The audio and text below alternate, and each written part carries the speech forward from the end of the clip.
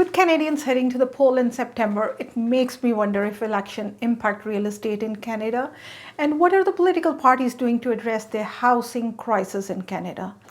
If this is your first time here, welcome, and if you have been here before, welcome back. This is Sonia from Remax Realty Specialist, your local realtor and a proud resident of Greater Toronto Area. Welcome to my channel where we have a lot of fun talking about real estate and all things in and about Greater Toronto Area. And we would love to have you along the ride.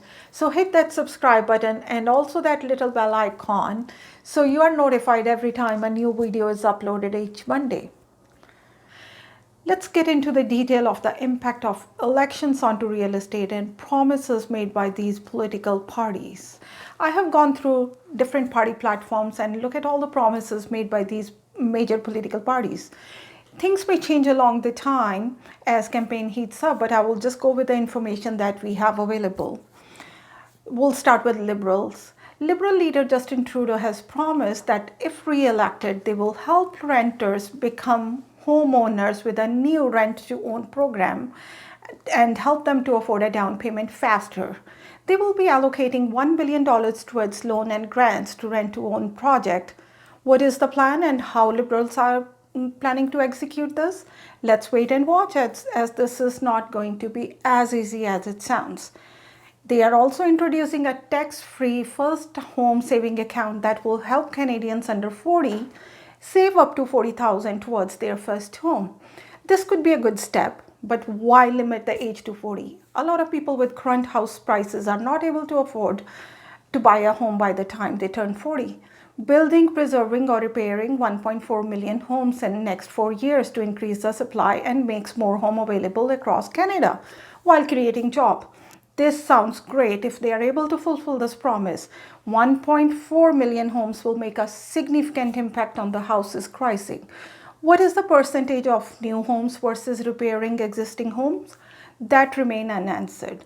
They will also be introducing a home buyer's bill of right to make a home more fair, banning blind bidding, establishing a legal right to home inspection, and banning new foreign ownership for 2 years. Liberals have tried different plans in the past, but none of their plans have actually worked.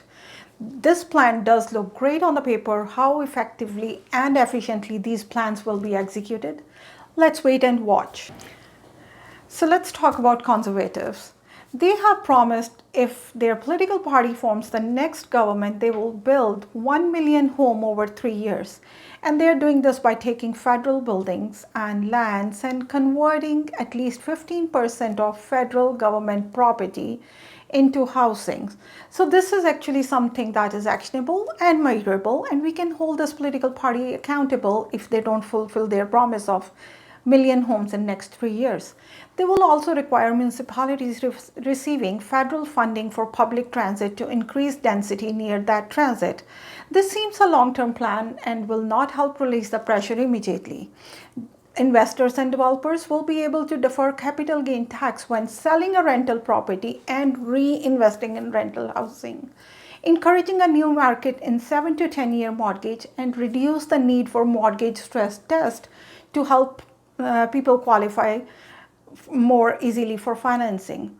They will also impose a ban on foreign ownership for next 2 years, just like Liberals.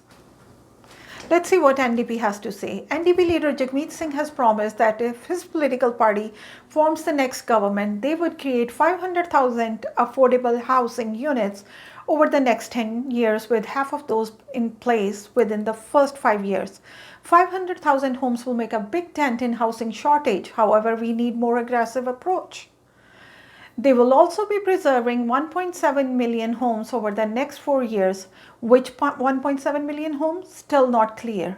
They will also be reintroducing a 30-year term on Canada Mortgage and Housing Corporation insured mortgages on entry-level homes for first-time buyers. Right now, it is a 25-year amortization unless you are putting 20% or more as down payment. This will certainly lower monthly payments and will make it easier for first-time buyers to afford monthly mortgages. In my opinion, this plan has pros and cons.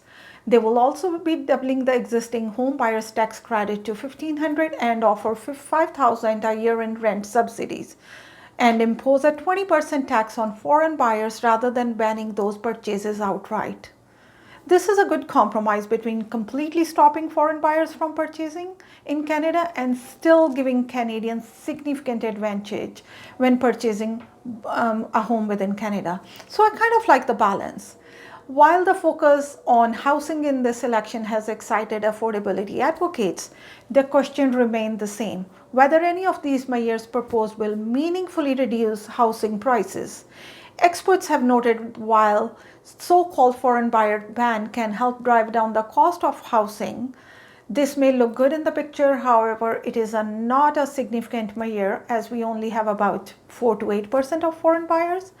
And without a considerable increase in the supply of homes available, population growth will continue and the problem of demand outstripping supply will persist. Thanks for watching, and don't forget to join me next week. Until then, stay safe.